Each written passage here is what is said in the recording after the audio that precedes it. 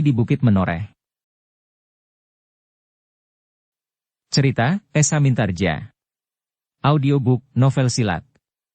Bab 581. Ki Dharma tanda tersenyum. Katanya. Terima kasih, Ger. Kadang-kadang aku memang menginginkan orang yang dapat aku ajak berbicara tentang berbagai macam hal, seperti Angger berdua ini. Setelah mereka berpisah, Gelagah Putih dan Madhyasta pun langsung pulang ke rumah yang mereka huni selama ini. Demikian mereka tiba di rumah, maka Gelagah Putih pun segera menghubungi Rara Wulan yang kebetulan duduk sendiri di dapur, untuk memberitahukan bahwa Pangeran Renapati telah memenangkan pendadaran untuk memperoleh kedudukan Senapati, yang akan melengkapi jajaran Senapati di Panaraga. Namun bagi Pangeran Renapati, langkah ini hanyalah sekedar langkah pertama dari rencana perjalanannya yang panjang di Panaraga, berkata Gelagah Putih. Lalu langkah apa yang akan Kakang ambil? Aku belum memutuskan. Demikianlah, maka kemenangan Pangeran Renapati itu merupakan isyarat bagi Rara Wulan untuk menjadi lebih berhati-hati. Ia tidak tahu langkah apa yang kemudian akan dilakukan oleh Pangeran Renapati itu. Apakah ia akan kembali kepada Kantil dan benar-benar menempatkannya sebagai seorang istri pangeran, atau Pangeran Renapati akan berbuat lain? Keberadaannya di rumah itu juga harus diperhitungkan dengan cermat.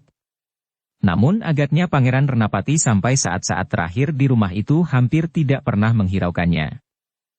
Dalam pada itu di Istana Kadipaten Panaraga, setelah berbenah diri, Pangeran Renapati pun telah menghadap Pangeran Jayaraga, yang telah diangkat menjadi adipati di Panaraga.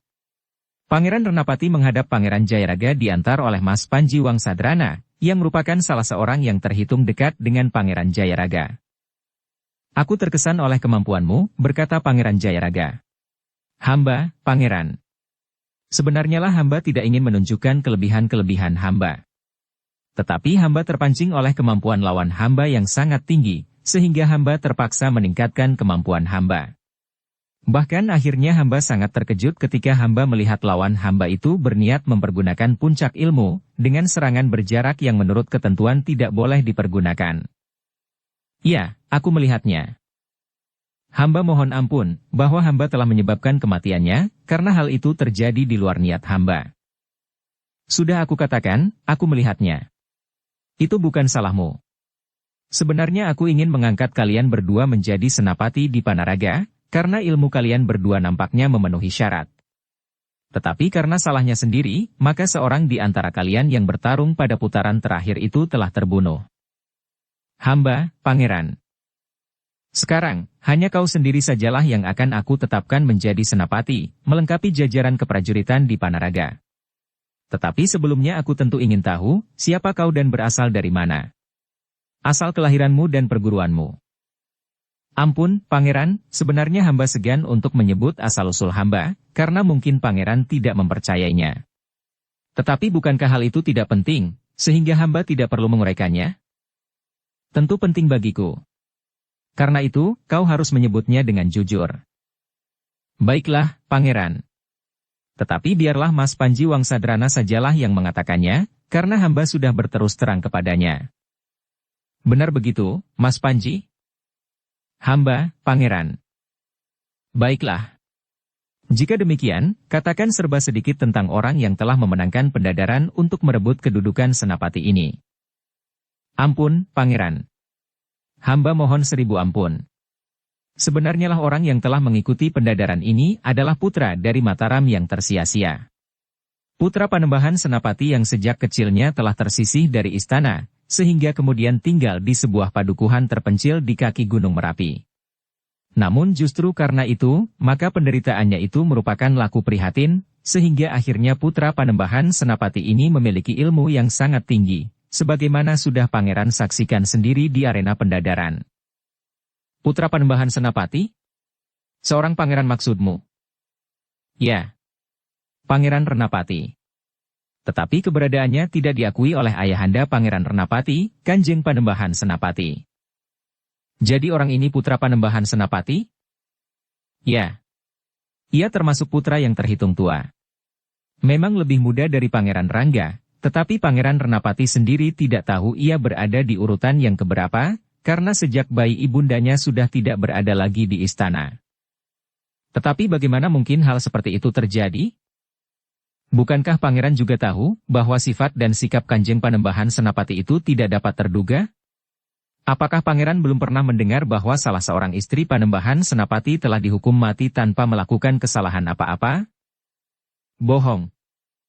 Pangeran pernah mendengar cerita tentang Pangeran Umbaran yang harus menyarungkan kerisnya pada sepotong kayu cendana pelet putih. Ya, cerita itu memang hanya cerita. Tentu tidak terjadi sebenarnya. Mungkin, Pangeran. Tetapi Pangeran Renapati itu benar-benar sudah terusir dari Istana Mataram sejak masih terlalu kecil. Pangeran Jayaraga termangu-mangu sejenak. Seakan-akan kepada diri sendiri ia pun berkata, apakah aku harus mempercayainya? Pangeran. Selain cerita tentang kayu cendana pelet putih itu, tentu Pangeran juga pernah mendengar cerita tentang Kakanda Pangeran sendiri. Kanjeng Pangeran Rangga yang meninggal dililit ular raksasa di lehernya. Iya, kenapa? Pangeran percaya bahwa Kanjeng Pangeran Rangga benar-benar dililit ular di lehernya. Ya. Iya, aku percaya. Kenapa? Kalangan istana mempunyai cerita lain tentang kematian Pangeran Rangga. Kalangan istana itu siapa? Aku juga orang istana. Aku adalah Pangeran ke-9. Sedangkan Adimas Prabu di Mataram adalah Pangeran ke-10. Seisi istana Mataram mengetahuinya. Baiklah, Pangeran. Setiap orang di kalangan istana memang mengatakan bahwa Pangeran Rangga yang nakal itu telah mengganggu seekor ular raksasa yang sedang bertapa. Namun akhirnya Pangeran Rangga harus menebus dengan nyawanya. Meskipun ular itu berhasil dibunuhnya, namun Pangeran Rangga sendiri meninggal karena dililit lehernya. Tetapi menurut nalar, ular manakah yang akan dapat membunuh Pangeran Rangga, yang mempunyai kesaktian jauh di atas kesaktian para pangeran di Mataram? Bahkan Pangeran Rangga telah mempermalukan tamu dari Tuban, yang dipimpin oleh Kanjeng Adipati Tuban sendiri. Cukup, bentak Pangeran Jayaraga. Apa maksudmu sebenarnya dengan mengatakan dongeng-dongeng itu semuanya? Ampun, Pangeran. Hamba hanya ingin mengatakan bahwa kemungkinan buruk itu dapat juga terjadi pada Ibunda Pangeran Renapati, yang harus meninggalkan istana pada saat Pangeran Renapati masih kanak-kanak. Tetapi seandainya Pangeran Jayaraga tidak menghendaki hal itu sebagai satu kenyataan, aku kira juga bukan apa-apa. Pangeran Renapati dengan tulus ingin mengabdi kepada Pangeran Jayaraga. Karena Pangeran Renapati merasa ragu bahwa kenyataan dirinya akan dapat diterima, maka ia telah menempuh cara yang berlaku bagi setiap orang, tanpa terpengaruh oleh darah keturunannya. Tiba-tiba saja hati Pangeran Jayaraga itu tersentuh. Bahkan kemudian suaranya pun merendah. Baiklah. Aku akan mencoba mempercayainya, bahwa yang berhasil memenangkan pendadaran di Panaraga adalah saudaraku sendiri. Kakang Mas Pangeran Renapati, putra Kanjeng Panembahan Senapati. Ampun, Pangeran. Pangeran Renapati itu menyesal. Seandainya hamba diterima sebagaimana orang kebanyakan, hamba sudah merasa bahagia sekali. Bagi hamba, apakah hamba dikenal sebagai seorang pangeran atau tidak, itu tidak ada bedanya. Yang penting hamba dapat mengabdikan diri hamba di Panaraga. Di Mataram, hamba adalah anak yang terbuang. Seperti singgat belatung, hamba dicungkil dan dilemparkan ke dalam api yang menyala. Bahkan abunya pun dilemparkan ke sungai yang mengalir deras. Di sini, jika hamba boleh mengabdi, maka hamba akan melakukannya dengan sepenuh hati. Sudahlah, Kakang Mas, sahut Pangeran Jayaraga. Aku mohon maaf atas penerimaan yang kurang akrab.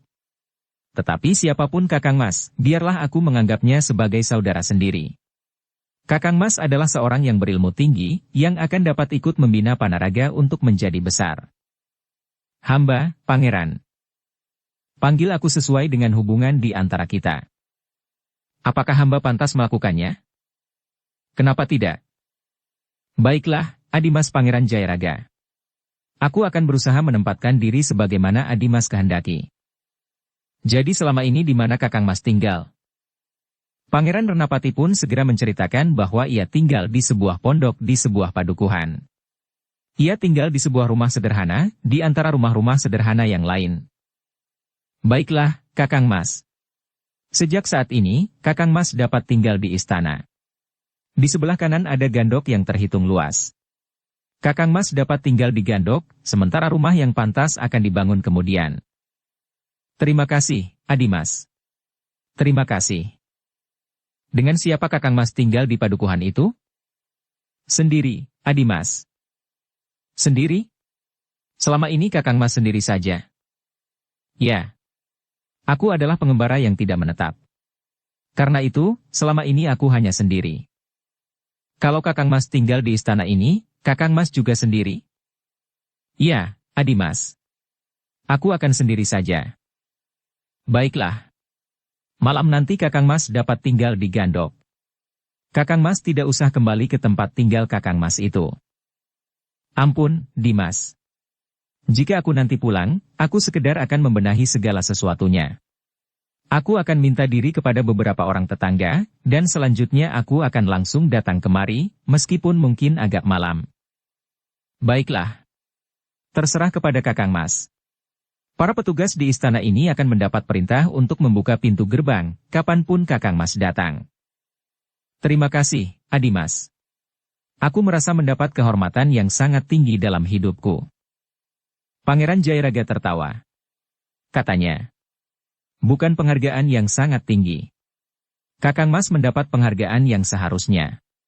Kakang Mas akan menjadi senapati Linuih yang akan mengendalikan prajurit Panaraga, sehingga kita akan dapat mencapai satu tataran yang menempatkan Panaraga sebagai satu kadipaten yang terbaik. Demikianlah, maka Pangeran Renapati pun segera minta diri. Ia ingin kembali ke rumahnya lebih dahulu, sebelum untuk selanjutnya ia akan tinggal di kadipaten. Ketika Pangeran Renapati keluar dari pintu gerbang kadipaten, dua pasang mata memperhatikannya saksama.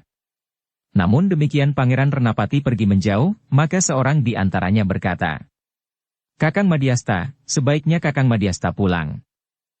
Kau? Aku akan mengawasi Pangeran Renapati.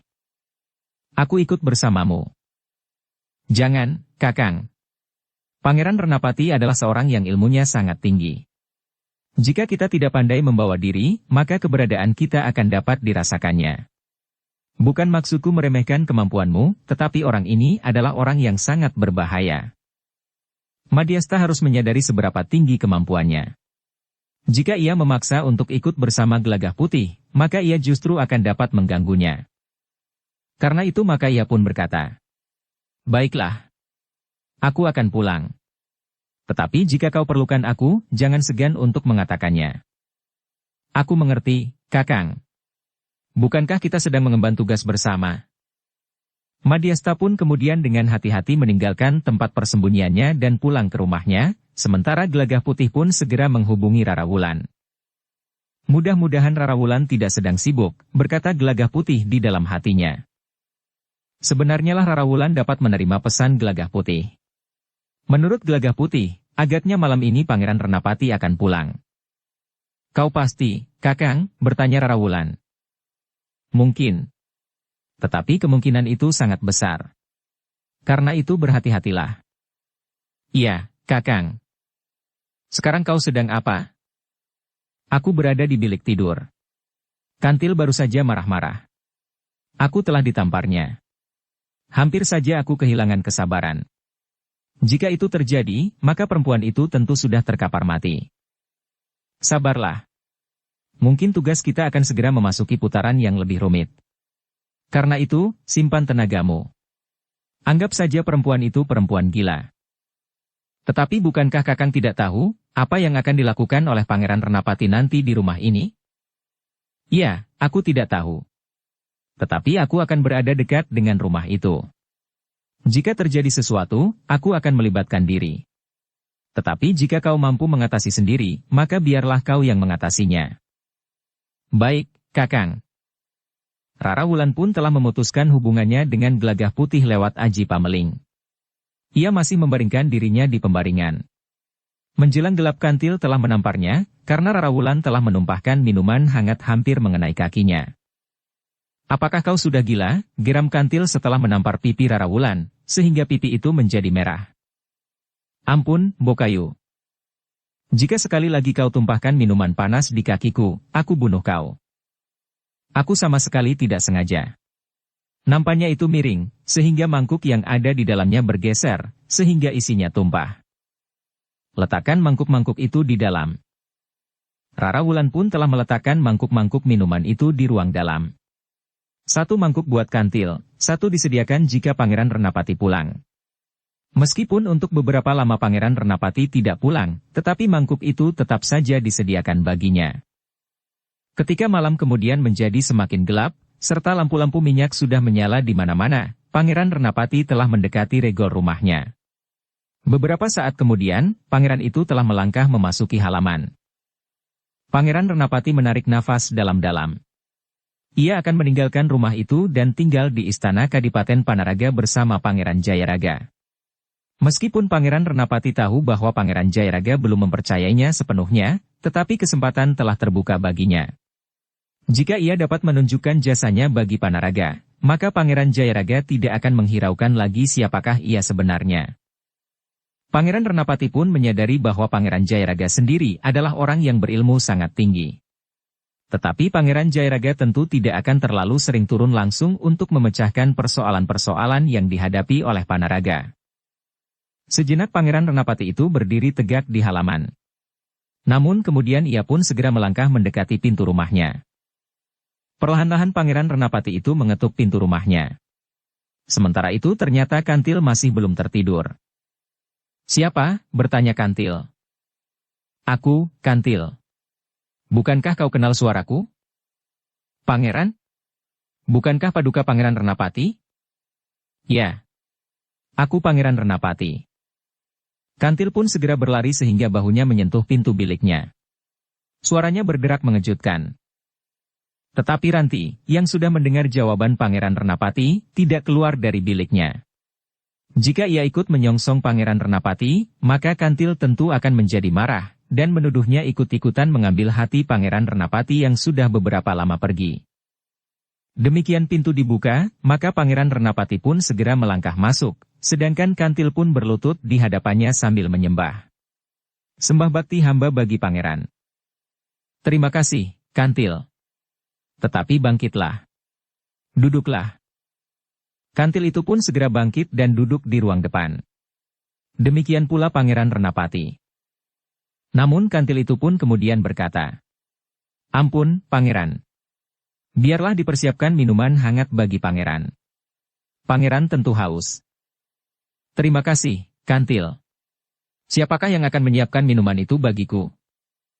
Kantil menjadi ragu-ragu. Tetapi ia pun kemudian menjawab, "Ranti, Pangeran." "Oh, jadi perempuan itu masih ada di sini?" "Iya, Pangeran. Ia masih ada di sini." "Baiklah. Biarlah perempuan itu menyiapkan minuman hangat. Aku memang haus." Kantil pun segera pergi ke belakang. Ketika ia melihat pintu bilik Ranti masih tertutup, ia pun segera mendorong pintu itu sambil membentak, "Hei! Bangun, pemalas. Pangeran sudah datang. Kau harus merebus air dan menyiapkan minuman. Nanti biar aku sendiri yang menghidangkannya." "Iya, Bokayu," jawab Ranti sambil tergagap bangun. Sejenak kemudian Ranti sudah berada di dapur. Setelah ia menyalakan api dan meletakkan belanga di atas perapian, maka ia pun mulai menghubungi Gelagah Putih. "Benar, Kakang. Pangeran telah pulang. Aku melihatnya. Aku berada di sudut halaman depan. Kenapa Kakang tidak menghubungi aku?" "Aku tidak tahu, kau baru apa? Aku sekarang sedang merebus air untuk membuat minuman bagi Pangeran Renapati." "Bagiku juga. Bagaimana aku akan menyerahkan kepadamu? Tinggalkan saja di dapur. Jika ada kesempatan, biarlah aku ambil sendiri." "Kau ini ada-ada saja, Kakang. Kau tentu melihat bahwa para pengikut Pangeran Renapati sangat setia menjalankan tugas mereka. Mereka berkeliaran di mana-mana. Tentu aku akan berhati-hati. Tetapi seperti yang aku katakan, jika mungkin, atasi sendiri persoalan di rumah ini. Hanya jika perlu aku akan melibatkan diri. Aku masih merasa berkepentingan untuk menyembunyikan wajahku dari penglihatan Pangeran Renapati." "Aku mengerti, Kakang." Dalam pada itu, maka Renapati telah banyak bercerita kepada Kantil tentang apa yang diperbuatnya selama berhari-hari. Bagaimana ia harus bertarung di arena sampai beberapa rambahan, sehingga akhirnya ia dapat memenangkan pertarungan di putaran terakhir. Jadi pangeran memenangkan pendadaran itu? Ya. Aku pun telah berterus terang kepada Adimas Pangeran Jayaraga, bahwa aku adalah Pangeran Renapati, putra Kanjeng Panembahan Senapati, sebagaimana Pangeran Jayaraga sendiri. Berbahagialah kita, Pangeran. Lalu anugerah apa yang Pangeran terima dengan kemenangan Pangeran itu, selain kedudukan Senapati? Aku haus, Nyi. Baik, baik, Pangeran. Aku akan mengambil minuman. Kantil itu pun kemudian dengan tergesa-gesa telah pergi ke dapur. Pada saat yang tepat, Ranti telah selesai menuang 2 mangkuk minuman hangat, sementara minuman yang disediakan di ruang dalam sudah menjadi dingin. Sambil meneguk minuman hangat itu, Pangeran Renapati pun berkata, "Nyi, panggil semua orang yang ada di rumah ini. Para petugas dan para pekerja." "Untuk apa, Pangeran?" "Biarlah mereka mendengar kemenangan yang telah aku dapatkan dalam pendadaran beberapa hari ini." "Tetapi kenapa semua petugas dan bahkan para pekerja?" "Sudahlah. Panggil mereka. Biarlah mereka juga mendengar berita baik ini." "Hamba, Pangeran," sahut Kantil kemudian sambil bangkit berdiri.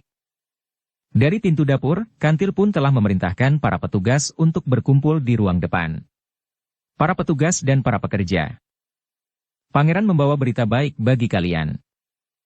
Orang yang bertubuh agak pendek itu pun bertanya, "Siapa saja yang harus menghadap, Nyi?" "Kalian semuanya." "Semuanya? Lalu siapakah yang bertugas?" "Hanya sebentar. Sekedar mendengarkan berita baik." Perintah itu pun segera disampaikan kepada setiap orang yang ada di rumah itu. Yang bertugas ataupun yang sedang tidur mendengkur di belakang. Sejenak kemudian orang-orang itu pun telah duduk di ruang depan. Mereka duduk di lantai menghadap Pangeran Renapati, yang duduk di amben yang agak besar bersama Kantil. Sementara itu, Rara Wulan terkejut ketika tiba-tiba seseorang menjenguk pintu dapur yang tidak diselarak.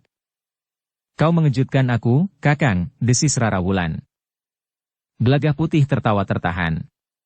Katanya perlahan, "Aku sudah mengatakan bahwa aku akan mengambil minumanku sendiri. Dinginnya di luar. Minuman hangat akan menyegarkan tubuhku. Itu, minum dari mangkukku. Cepat. Mereka tidak akan lama." Namun dalam pada itu, Pangeran Renapati yang duduk dihadap oleh para pengikutnya itu tiba-tiba saja bertanya kepada Kantil. "Masih ada yang kurang, Nyi?" "Sudah semuanya, Pangeran." "Biarlah Ranti ikut mendengar juga." "Ranti? Apakah anak itu perlu dipanggil?" "Ya, panggillah." Sebenarnya Kantil tidak ingin memanggil Ranti untuk ikut mendengarkan berita baik yang akan disampaikan oleh Pangeran Renapati. Tetapi karena Pangeran Renapati menghendaki, maka Kantil tidak dapat menolak. Dengan sikap yang agak kasar Kantil pun melangkah pergi ke dapur. Sementara itu Gelagah Putih sedang menikmati minuman bersama Rara Wulan. Namun telinga mereka cukup tajam. Demikian mereka mendengar langkah ke dapur, Gelagah Putih pun dengan cepat menghilang di balik pintu. "Hampir saja," berkata Rara Wulan di dalam hatinya. "Heh, pemalas. Kau juga diperkenankan mendengarkan berita baik yang akan disampaikan oleh Pangeran Renapati di ruang depan. Cepat. Pergilah ke ruang depan." Kantil tidak menunggu Ranti menyahut. Ia pun segera mendahului pergi ke ruang depan dan duduk di amben bersama Pangeran Renapati. Sedangkan Ranti baru sejenak kemudian memasuki ruang depan itu pula. Demikian ia masuk, maka Kantil itu pun membentaknya. "Cepat! Duduk di sini." Ranti itu pun kemudian duduk di lantai di dekat kaki Kantil, yang duduk di amben bersama Pangeran Renapati.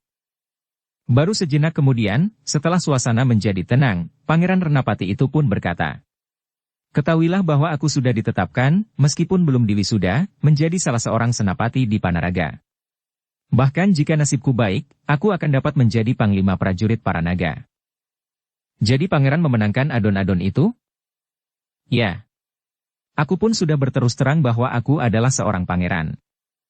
Jadi, aku berhak mendapat sebuah rumah yang pantas bagi seorang pangeran. Namun sebelum rumah itu siap, aku akan tinggal di istana." "Jadi kami juga akan tinggal di istana." "Tentu curut-curut buruk seperti kalian tidak pantas ikut tinggal di istana." "Maksud Pangeran?"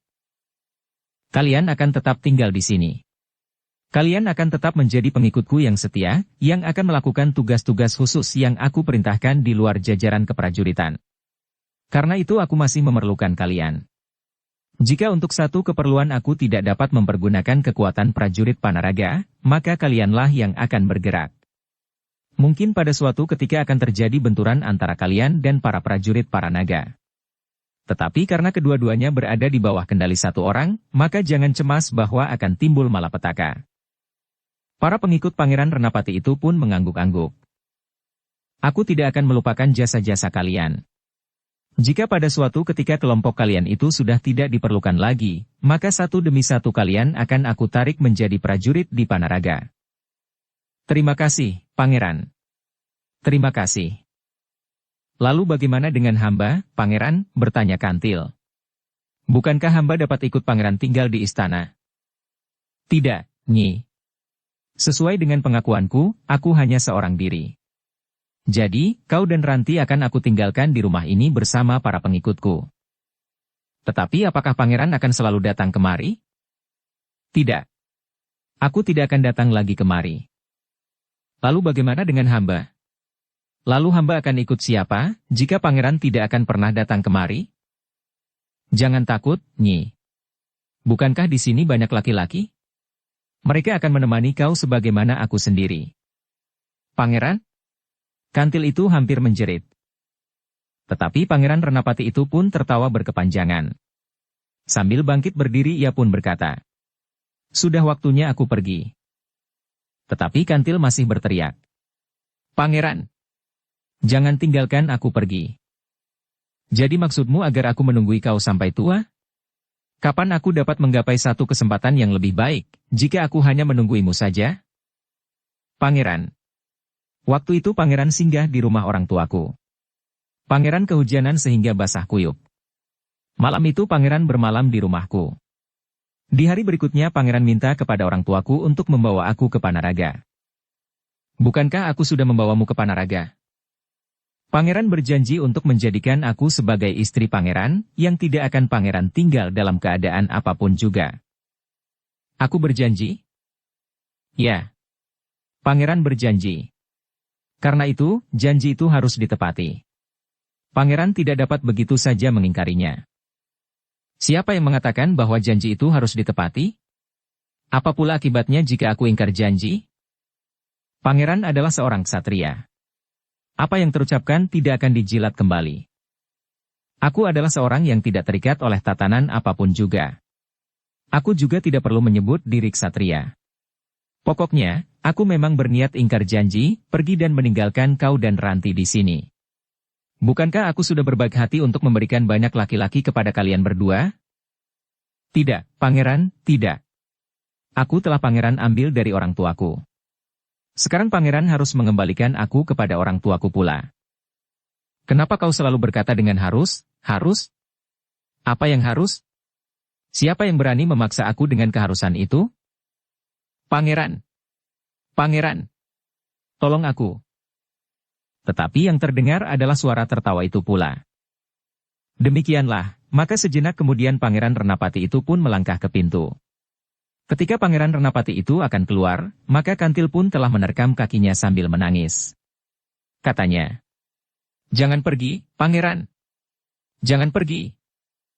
Tetapi Pangeran Renapati itu berjalan terus, sehingga Kantil itu pun terseret beberapa langkah. Di halaman, Pangeran Renapati mengibaskan kakinya, sehingga Kantil itu pun jatuh terlentang. Jangan sentuh aku lagi. Jika kau berani mengotori kulitku, kulit Pangeran Renapati, maka aku akan mencekikmu sampai mati. Tetapi antar aku pulang, Pangeran.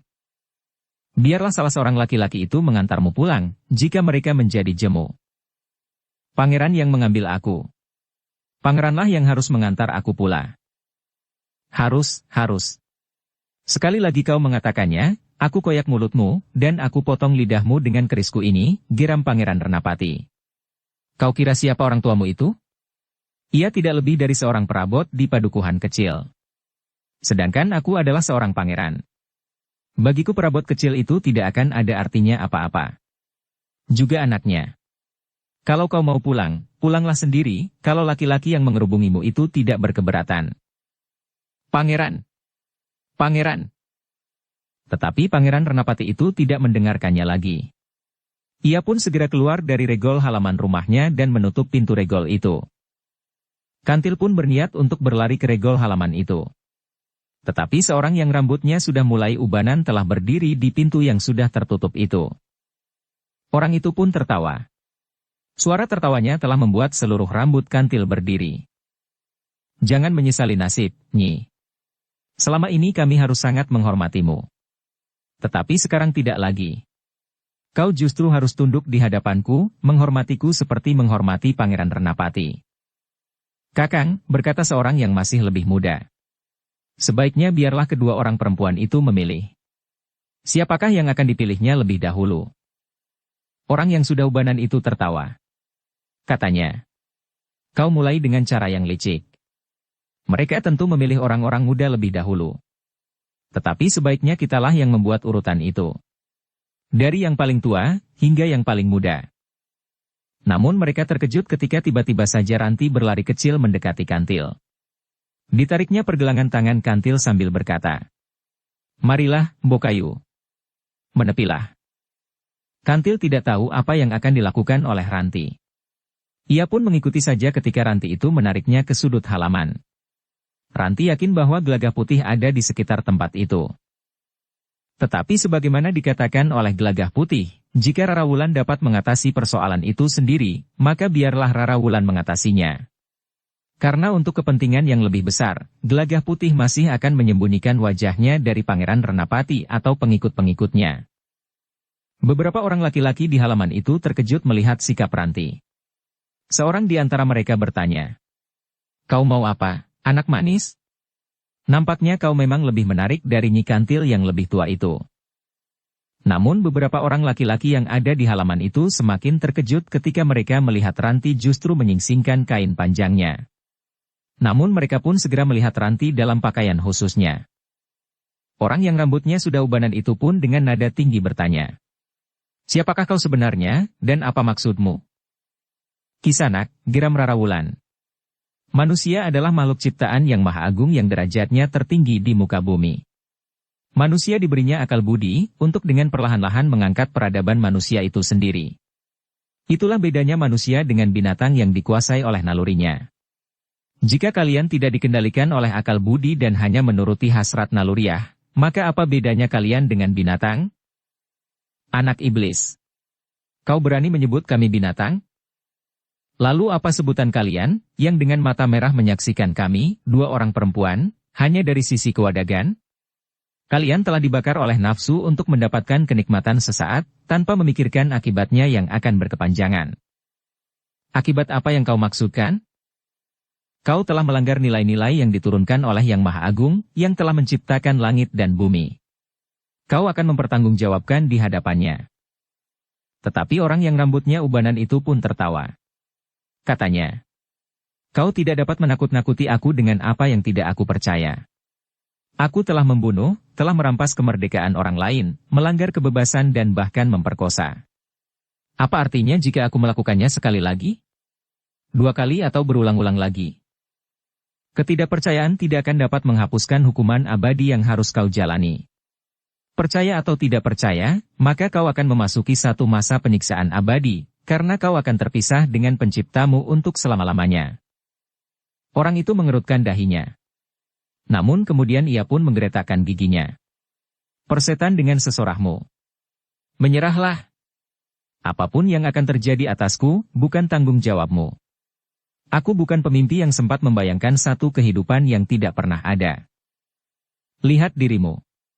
Siapakah yang telah menghembuskan nafasmu di lubang hidungmu? Orang itu termangu-mangu sejenak. Namun tiba-tiba beberapa orang yang berdiri di belakangnya berkata, Kakang, aku tidak akan ikut melibatkan diri. Aku akan pergi ke belakang. Aku akan tidur saja. Pengecut, orang yang ubanan itu menggeram. Yang tidak berani menantang ketiadaan, pergilah. Sedangkan yang tetap berjiwa tegar sebagaimana seorang laki-laki jantan, lakukan sebagaimana aku akan melakukannya. Beberapa orang pun telah meninggalkan halaman depan. Sedangkan masih ada 4 orang yang tetap berdiri di halaman itu. Tetapi seorang di antara 4 orang itu masih berteriak. Apakah yang kau harapkan dengan sikapmu itu? Kau ingin masuk ke dalam surga. Selama ini kau usung dosamu itu tanpa merasa terbebani. Tiba-tiba ketika kau ingin menambah dosamu sekuku ireng, kau merasa berkeberatan. Itu adalah pertanda bahwa jiwamu mulai rapuh. Dan kau akan dikutuk oleh kerapuhan jiwamu sendiri. Kau akan menyesal untuk waktu yang lama. Orang-orang yang meninggalkan halaman depan itu memang berhenti. Berpaling. Tetapi mereka pun melanjutkan langkah mereka pergi ke belakang. Mereka sendiri tidak tahu kenapa tiba-tiba mereka menjadi muak atas tingkah laku kawan-kawannya itu. Padahal sebelumnya mereka pun telah menjalaninya. Namun kata-kata perempuan yang menyingsingkan kain panjangnya dan mengenakan pakaian khusus itu rasa-rasanya memang sangat menyentuh hati. Apalagi ketika perempuan itu kemudian bertanya, "Jika kelak kau mati karena sebab apapun juga, seseorang bertanya tentang dirimu, apakah kira-kira jawabnya?" Mungkin kau sendiri tidak mendengar pertanyaan itu karena kau sudah mati. Tetapi kau tidak akan dapat menutup telinga hati jika pertanyaan itu datang dari tempat yang selama ini tidak kau kenal. Dari tempat yang jauh dan tinggi tanpa ukuran. Di dalam dunia abadi, pertanyaan itu pun akan kau dengar dengan abadi pula. Memburu dengan 1000 macam pertanyaan yang lain. "Tutup mulutmu, perempuan gila," geram orang yang rambutnya ubanan. Sementara itu, orang-orang yang pergi ke belakang itu pun berjalan terus. Bahkan mereka mulai merenungi kata-kata perempuan yang mengenakan pakaian khusus itu. "Sekarang tidak ada waktu bagimu untuk berbicara panjang lebar," berkata orang yang berambut ubanan. "Kalian akan menjadi tawanan kami. Jangan bicara tentang akal budi. Jangan berbicara peradaban manusia karena manusia bukan binatang. Itu semuanya terserah kepada kami. Apakah kami mau menjadi binatang atau mau menjadi manusia?" "Baik," jawab Rara Wulan. "Aku akan menyesuaikan diri. Jika kalian berlaku seperti binatang, maka aku akan memperlakukan kalian seperti binatang.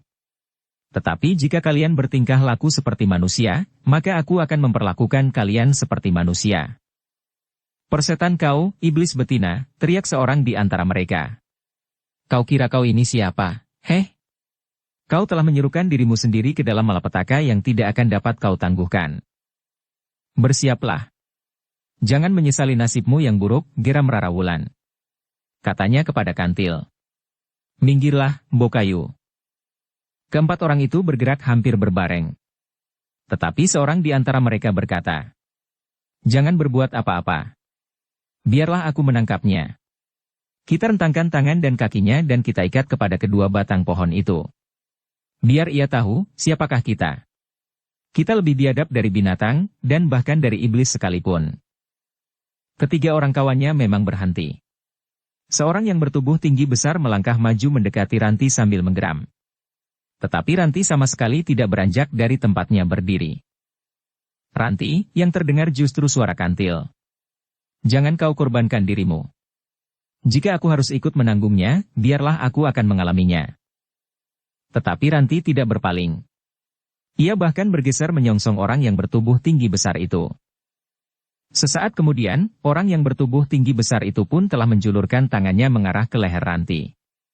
Ia ingin mencekik Ranti, dan kemudian seperti yang dikatakan, kawan-kawannya akan dimintanya mengikat tangan dan kaki Ranti, direntang pada dua batang pohon di halaman itu. Ranti memang tidak segera berbuat sesuatu. Ia sengaja menunggu orang yang bertubuh tinggi besar itu menjadi semakin dekat. Tiba-tiba saja orang bertubuh tinggi besar itu pun terkejut. Tiba-tiba saja Ranti telah melenting seperti ular kilan.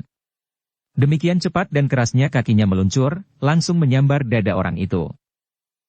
Orang itu sama sekali tidak menduga bahwa perempuan yang sehari-hari kelihatan seperti seorang penakut di bawah tekanan Kantil itu dapat menjadi garang, seperti seekor harimau jantan. Dengan demikian, maka orang itu sama sekali tidak bersiap menghindar atau menangkis serangan itu. Yang dapat dilakukan adalah melindungi dadanya dengan tangannya yang bersilang. Tetapi tekanan serangan Ranti itu sangat keras, sehingga orang itu tidak saja terdorong surut, tetapi ia benar-benar terlempar beberapa langkah dan terbanting jatuh. "Perempuan binal," orang itu berteriak, tetapi kemudian mulutnya menyeringai menahan sakit pada saat ia berusaha untuk bangkit. Sejak orang-orang itu melihat pakaian khusus yang dikenakan oleh perempuan itu, maka mereka memang sudah mengira bahwa serba sedikit perempuan itu memiliki kemampuan olah kanuragan. Tetapi mereka tidak mengira bahwa perempuan itu dapat melakukan serangan demikian kerasnya. Ketika laki-laki yang bertubuh tinggi besar itu tertatih-tatih berdiri, maka ketiga kawannya tidak membiarkannya. Mereka pun tidak mau melakukan kesalahan lagi sehingga serangan perempuan itu meretakkan tulang dada. Sejenak kemudian, maka pertempuran pun segera membakar halaman rumah Pangeran Renapati itu. Orang bertubuh tinggi besar itu masih mencoba untuk bergabung dengan ketiga orang kawannya untuk melawan Rara Wulan. Demikianlah, pertempuran itu pun berlangsung dengan sengitnya. Keempat orang itu benar-benar tidak mengira bahwa mereka akan berhadapan dengan seorang perempuan yang berilmu tinggi. Seorang perempuan yang selama berada di rumah itu diperlakukan sebagai seorang budak yang tidak berharga. Namun ketika ia bangkit, maka ternyata ia memiliki bekal yang gegirisi. Empat orang itu adalah empat orang terbaik dari para pengikut Pangeran Renapati. Karena itu maka mereka harus menjaga harga diri mereka, agar mereka tidak dipermalukan oleh perempuan. Apalagi hanya seorang saja. Pertempuran itu pun terdengar dari halaman belakang. Orang-orang yang menyingkir ke belakang itu tidak mendengar teriakan-teriakan sebagaimana yang mereka bayangkan akan mereka dengar. Tetapi yang mereka dengar justru pertempuran yang semakin lama menjadi semakin sengit. Teriakan-teriakan dan hentakan-hentakan dari kedua belah pihak. 4 orang laki-laki dan seorang perempuan. Aku akan melihat apa yang telah terjadi, berkata salah seorang dari mereka. Aku ikut, sahut yang lain. Ternyata beberapa orang telah mengikutinya. Mereka ingin melihat apa yang telah terjadi di halaman depan. Orang-orang itu pun terkejut. Mereka melihat keempat orang terbaik dari para pengikut Pangeran Renapati itu tengah bertempur dengan garangnya. Mereka berloncatan menyerang berturut-turut seperti arus banjir bandang yang datang dari segala arah. Tetapi pertahanan Rara Wulan benar-benar sangat kokoh. Serangan keempat lawannya itu tidak segera mampu menembus pertahanannya. Namun sebaliknya, justru serangan-serangan Rara Wulanlah yang mulai menyentuh sasarannya. Kakinya sekali-sekali terayun mendatar menampar kening. Namun kemudian kedua kakinya itu terjulur menghentak dada. Satu persatu keempat orang itu mengalami kesakitan, sehingga mulut mereka pun setiap kali menyeringai menahan sakit. Sejenak orang-orang yang menyaksikan pertempuran itu menjadi termangu-mangu. Namun setiap kali mereka menyaksikan kawan-kawan mereka terlempar dan terbanting jatuh. Sekali-sekali terdengar keluhan panjang. Tetapi sekali-sekali yang terdengar adalah umpatan kasar. Luar biasa, desis seorang di antara mereka yang menyaksikan pertempuran itu. Cerita tidak selesai. Sang penulis, Bapak Esa Mintarja, meninggal dunia tahun 1999. Semoga semua amal ibadahnya diterima oleh Tuhan Yang Maha Esa. Tamat. Dukung kami dengan subscribe, follow, like, komen dan share. Terima kasih.